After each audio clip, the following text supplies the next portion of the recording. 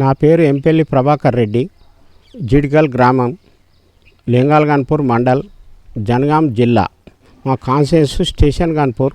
మా ఎమ్మెల్యే గారు కడియం శ్రీహరి గారు 6 గ్యారెంటీలు దాదాపు అన్నీ సక్సెస్ అవుతున్నాయి సార్. ఇప్పుడు రుణమాఫీ చాలా వరకు అయింది, అవి కూడా కంపల్సరీ అందరికీ అవుతాయి అనే ఆలోచనతోనే మా రేవంత్ రెడ్డి గారు చెప్తున్నాడు, మా నాయకులు అందరూ కూడా చెప్తారు కంపల్సరీ అది కూడా చేస్తారు.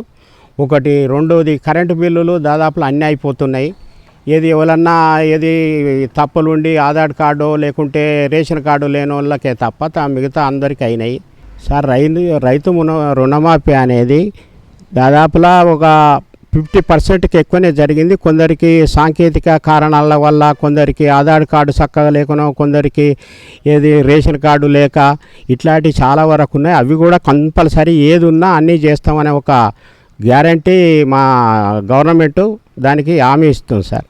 కేంద్ర బడ్జెట్ అంటే గ్రామ పంచాయతీలకు ఇచ్చేది దాదాపులో మన ఈ కార్యదర్శులు వీళ్ళ పాలనతోని ఎలాంటి ఏది కేంద్రం నుంచి ఇక్కడ రావడం జరుగుతలేదు.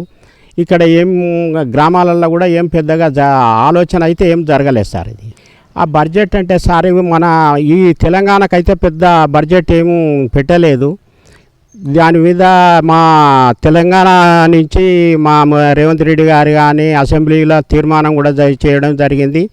పెద్ద నిధులు ఏమి ఇవ్వలేదు మాకు అనే ఉద్దేశం వల్ల పక్క రాష్ట్రం ఆంధ్రప్రదేశ్కు ఇచ్చిన నిధులు మాకు ఇవ్వలేదు, అది కూడా ఇది విభజన రాష్ట్రమే కదా అని కూడా కొట్లాడడం జరిగింది. అవి పెద్దగా మాకేం జరగలేదు సార్. అది రైతులకు, పేదలకు, ఈ ప్రతి బలుగు బలహీన వర్గాలందరికీ కూడా మంచి బడ్జెటే ప్రవేశపెట్టింది సార్ బట్టి విక్రమార్క గారు.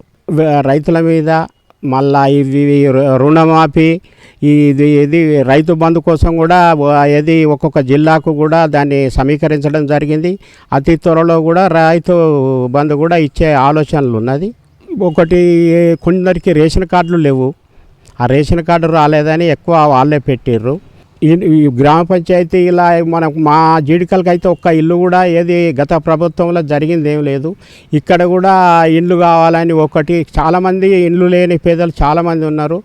వాళ్ళకొకటి మా దగ్గర ఇక్కడ ఏది డెవలప్మెంట్ లేదు, రోడ్లు లేవు. ఇట్లాంటి రోడ్లు కాకుండా కూడా ఇవన్నీ లేవని కొందరికి అందరికి ఉన్నా కానీ ఆడ పెట్టుకున్న దరఖాస్తుల ప్రకారం ఏంటంటే మాకు ఇండ్లు లేవు, ఇక్కడ ఇవి లేవు అని చాలా వరకు ఇవే పెట్టారు సార్. ఇది ఖచ్చితంగా అదే సార్. ఏది మన గవర్నమెంటు ఈ ప్రతిదానికి రుణమాఫీ జరుగుతుంది, రేషన్ కార్డులు అంటే జరగలే, ఇంకా అవి కూడా ఇస్తామనే ఒక ఆలోచనలు ఉన్నారు. కరెంటు బిల్లులు మాఫీ అయినాయి, దాదాపులు అన్నీ మంచిగానే చేస్తున్నారు కదా సార్ కాంగ్రెస్ గవర్నమెంటు. అది కూడా ఇంకేమైనా మిగిలిపోయినవి ఉన్నా ఖచ్చితంగా చేస్తామనే హామీతోని ఇస్తామని కూడా గవర్నమెంట్ దాని సంకల్పంగా ఉన్నది సార్. అది అట్లయితే సార్ ఇప్పుడు రుణమాఫీ బీఆర్ఎస్ పార్టీ ఏం చేసింది, ఒక సగం మందికి కూడా ఇవ్వలేదు సార్. 50% కూడా ఇవ్వలేదు. 50%ని చాలా వరకు మోసం చేసిర్రే తప్ప అందులో ఏం న్యాయం ఏం చేయలేదు. ఇప్పుడు ఇచ్చేదాన్ని పట్టుకొని ఏది కాంగ్రెస్ గవర్నమెంట్ రుణమాఫీ ఇస్తుంటే అంతా ఇచ్చుడు ఒక 15-20 రోజులు కాలేదు, ఇప్పుడే చేయలేదంటే ఎలా చేస్తారు సార్? ఇప్పుడు దాని సాంకేతిక లోపాలు ఉన్నాయి. ఇటు మరి ఏది మన సమస్యలు చాలా ఉన్నాయి సార్. వాళ్ళకి రేషన్ కార్డు లేదు, వాళ్ళకి ఇది లేదు, ఇట్లాంటివి అన్నీ ఉన్నాయి. అవి కాలేదు కదా, అవి చేస్తామని గవర్నమెంట్ అంటుంటే కూడా వీళ్ళు ఇలాంటి ధర్నాలు చేసుడైతే ఏమి న్యాయమైన పద్ధతి కాదు సార్. ఇది సార్ గవర్నమెంట్ వచ్చి అంతా 10 నెలలు కాలేదు, ఇస్తారు. ఇప్పుడు వాళ్ళు చేసిన బడ్జెట్ అంతా లోటు బడ్జెట్ ఏమున్నది, దాన్ని సరిదిద్ది ప్రతి మనిషికి తులం బంగారం వేయాలంటే ఇస్తామని ఇప్పటికి కూడా గ్యారంటీగా కాంగ్రెస్ గవర్నమెంట్ ఇచ్చే ఆలోచనలు ఉన్నది. కొన్ని బడ్జెట్లు అన్నీ సర్దుబాట్లతోనే ఉన్నది కనుక ఓ సంవత్సరంన్నరలో ఈ తులం బంగారం కానీ ప్రతి హామీలు అన్నీ నెరవేర్చడానికి కూడా సుముఖంగా ఉన్నది సార్. అమలు చేయడం అంటే ఇప్పుడు వాళ్ళు మేనిఫెస్టో చేసింది రుణమాఫీ చెప్పిర్రు, అది ఇచ్చిర్రు. కరెంటు బిల్లు చెప్పిర్రు, అది ఇచ్చిర్రు. ఇప్పుడు మన రేషన్ కార్డులు అంటారు ఇస్తామని కూడా అంటున్నారు. ఇలాంటి దాదాపులా గ్యాసు సిలిండర్ల బాబోది 500 అన్నారు, అది చేసిర్రు. ఇట్లాంటివన్నీ చాలా వరకే చేసిర్రు కదా సార్. ఇది సార్ నేను ఒక 20-25 సంవత్సరాలు కాంగ్రెస్ పార్టీలనే పొన్నాల లక్ష్మి గారు ఆధ్వర్యంలో చేయడం జరిగింది. ఆయన కూడా మంచి క్యాండిడేట్. దాదాపులో మా ఊర్లో అంతో జరిగింది అంటే ఆ పొన్నాల లక్ష్మి గారి హయాంలో జరిగిందే తప్ప మా దగ్గర ఏం జరగలేదు. ఆ తర్వాత మా రాజయ్య గారు బీఆర్ఎస్ పార్టీలో చేరినాక మేము కూడా ఉండి తెలంగాణ ఇచ్చినది వచ్చింది కదా, ఇక మనం కూడా బాగా చేస్తారేమో అనే ఆలోచనలని చేసినాం. ఆయనతో ఒక 10 సంవత్సరాలు కూడా బీఆర్ఎస్లో పనిచేసినాం. అది బీఆర్ఎస్ నుంచి మాకు పెద్దగా ఒరిగింది ఏం లేదు, ఒక ఇల్లు వచ్చింది లేదు, ఒక గ్రామ పంచాయతీ బిల్డింగులు ఏం రాలేదు, పక్కపొంటి రోడ్లు డెవలప్ కాలేదు, ఇవన్నీ ఏం జరగలేదు. అంతేవరకు అయింది సార్ మాకు. నేను ఇదివరకు ఒక టెంపుల్గా ఏది డైరెక్టర్గా ఒక 10 సంవత్సరాలు చేసింది సార్. ఆ డైరెక్టర్ ఉండి కూడా చాలా వరకు ఇప్పుడు మా టెంపుల్ చుట్టూ జాలీలు కానీ ఇవి కానీ మా కమిటీతో చాలా వరకే పనిచేసినాం. ఆ తర్వాత ఒకసారి గ్రామ పంచాయతీ వార్డు మెంబర్గా చేసిన తర్వాత ఇక మొన్న సర్పంచ్గా చేసినందుకు కొన్ని సాంకేతిక కారణాలే అనుకోరి, ఇక మా టైమే అనుకో గ్రామ పంచాయతీ మా గ్రామ ప్రజల తీర్పే లేకునో మొన్ననైతే ఓడిపోవడం జరిగిందండి. పాల సెంటర్గా చైర్మన్గా కూడా చేసిన, ఆ బిల్డింగ్ కూడా మేమే కట్టించినాం అప్పుడు. ఇక ఆ తర్వాత ఇప్పుడు మొన్న నిలబడితే కొంత ప్రజల తీర్పు, అది మనది కాదు కదా సార్, అది అందుకోసం ఓడిపోవడం జరిగింది సార్. ఒకటి ఇది కాంగ్రెస్ గవర్నమెంట్ అనేది ఒక హైకమాండ్ ఉంటుంది, గ్రామ ప్రజలు ఉంటారు, గ్రామ కాంగ్రెస్ పార్టీ ఉంటుంది. ఇవన్నీ ఆమోదించి నువ్వు ఉండు అనే తీరుకుంటే కంపల్సరీ నేను ప్రజలకు సేవ చేసేందుకు సుముఖంగా ఉన్నా సార్.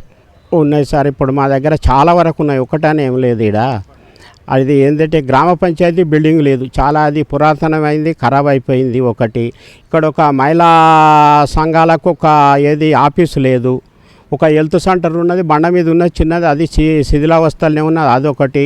అంగన్వాడీ కేంద్రం ఒకటి. ఈ జనగాం నుంచి జీడికల్ వరకు ఒక రోడ్డు బాగలేదు ఒకటి. అది మేమే గ్రామ పంచాయతీ సర్పంచ్గానే చేస్తాడు అనేది కాదు, అక్కడ ఉన్న గ్రామ పంచాయతీ సర్పంచులు అందరం కలిసి అయినా పోయి ఎమ్మెల్యే గారి దగ్గర పోయి ఖచ్చితంగా మాకు ఇలాంటిది తక్కువ ఉన్నాయి సార్, ఇది ఈ రోడ్లు మాకు వేయాలని ఆయన ద్వారా చేయించడము. మా ఊళ్ళో ఇట్లాంటి కొన్ని చాలా పనులు ఉన్నాయి సార్. ఎస్సీ కాలనీ పోయేటరకు రోడ్లు బాగలేవు, కొన్ని స్తంభాలు మంచిగా లేవు, మోరీలు బాగాలేవు.